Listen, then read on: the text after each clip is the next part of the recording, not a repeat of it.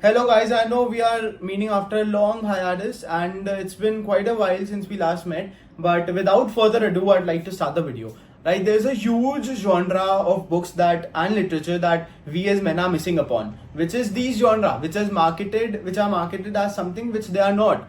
This book, for one, which is It Ends With Us by Colleen Hoover, and this book which is The Fault in Our Stars by John Green. What will an ordinary person call them? A contemporary romance or a romantic genre book? But honestly, they're not. For me, It Ends With Us is more about domestic abuse and getting over it. And The Fault in Our Stars by John Green is more about grief, that two people are grieving about their lives, their life story, their relationship, whether it will end or not. So I feel the way they are marketed is also very important. Now there are two things here to keep in our mind, which is first, that they are being marketed as something which they are not, and that is leading to a stigma. There's a stigma attached to these kind of books that these are only for women, right? And that leads us as men to just neglect a huge genre that's lying out there, out of our exploration, right? And the second, which is very important and which is the whole reason, the whole point I'm making the video, is that how can you call a apple an orange, right?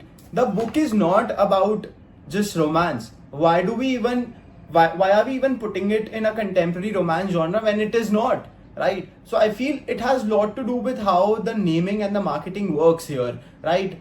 The author herself, like, look at this book by Colleen Hoover. The author herself wants the book to be read by a huge audience of girls, right? Young girls.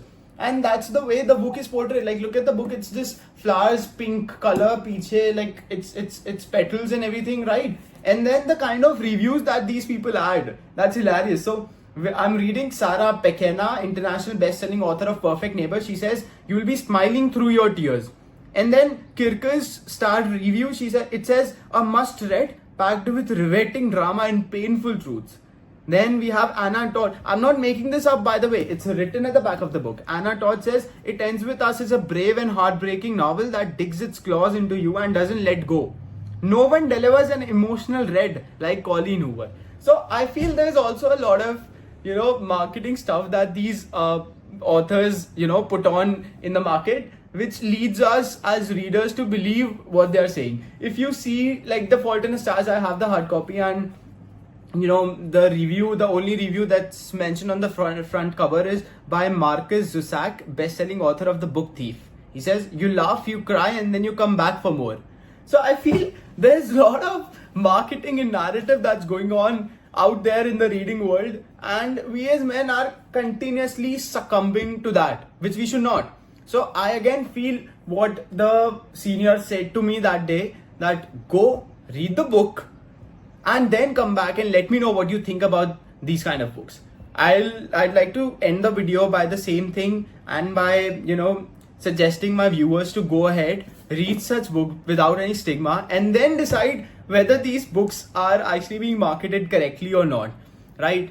I, for one, for the longest time thought that these books are contemporary romance, and because I never liked contemporary romance books, I never read them, right? I never read them.